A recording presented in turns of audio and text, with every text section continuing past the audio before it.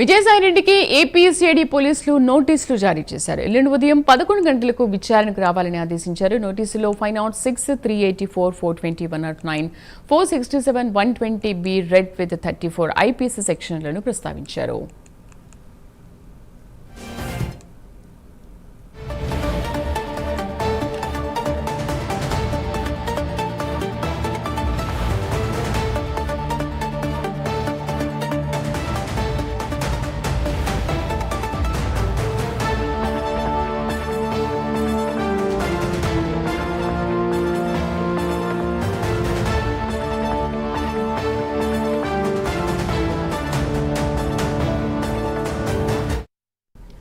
విజయసాయిరెడ్డికి ఏపీసీఐడీ పోలీసులు నోటీసులు జారీ చేశారు. ఎల్లుండి ఉదయం 11 గంటలకు విచారణకు రావాలని ఆదేశించారు. నోటీసుల్లో 506, 384, 420, 109, 467, 120B రెడ్ విత్ 34 ఐపీసీ సెక్షన్లను ప్రస్తావించారు.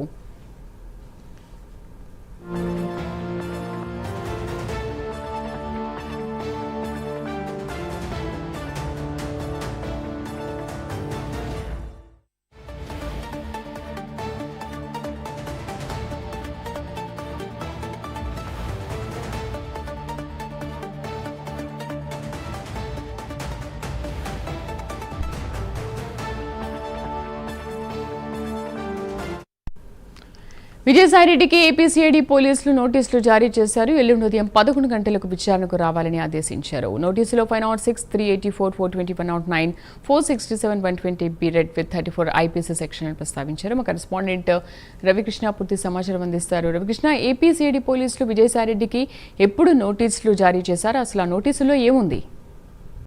అంటే ఏదైతే విజయసాయిరెడ్డికి సంబంధించి అతని మీద పలు చోట్ల కూడా కేసులు నమోదైనటువంటి పరిస్థితి కనపడింది. ప్రధానంగా కూడా నిన్న నర్సరావుపేటకు సంబంధించి నర్సరావుపేటలో అక్కడ వచ్చినటువంటి నాగరాజు అనేటువంటి ఒక రంజీ ప్లేయర్ అయితే మాత్రం తాను విజయసాయిరెడ్డి అదేవిధంగా కూడా అక్కడ ఉన్నటువంటి ఎమ్మెల్యే చెప్పిన దాని ప్రకారం తాను తప్పుడు కేసు ఇతని మీద అంతకుముందు కోడెల శివప్రసాద్ మీద బనాయించినట్టు చెప్పి ఆయన అయితే మాత్రం లోక్ అదాలత్ లో దాన్ని అయితే రాజీ చేసుకున్నటువంటి పరిస్థితి. రాజీ చేసుకున్నటువంటి అనంతరం మాత్రం ఆయన మాట్లాడుతూ తాను కేవలం వాళ్ళు ఒత్తిడి మేరకే వాళ్ళ మీద అప్పుడు ఈ కోడెల శివరాం మీద కేసు పెట్టానని తెలియజేసిన పరిస్థితి అయితే కనపడింది. ఈ నేపథ్యంలోనే ప్రధానంగా కూడా దానికి సంబంధించి నోటీసులు సిఐడి ఇచ్చినట్లు కూడా తెలుస్తుంది. అదే విధంగా కూడా ఆయన మీద ఇంకా మొత్తంగా రాష్ట్ర వ్యాప్తంగా కూడా పలు చోట్ల ఆరోపణలు అయితే వచ్చాయి. అదే విధంగా కూడా ఫిర్యాదు కూడా చేసినటువంటి నేపథ్యం వీటన్నిటిని దృష్టిలో ఉంచుకొని ఈ రోజు అయితే మాత్రం సిఐడికి సంబంధించి అధికారులు ఆయనకు నోటీస్ జారీ చేసినట్టు తెలుస్తుంది. ఆ నోటీసు ప్రకారం అయితే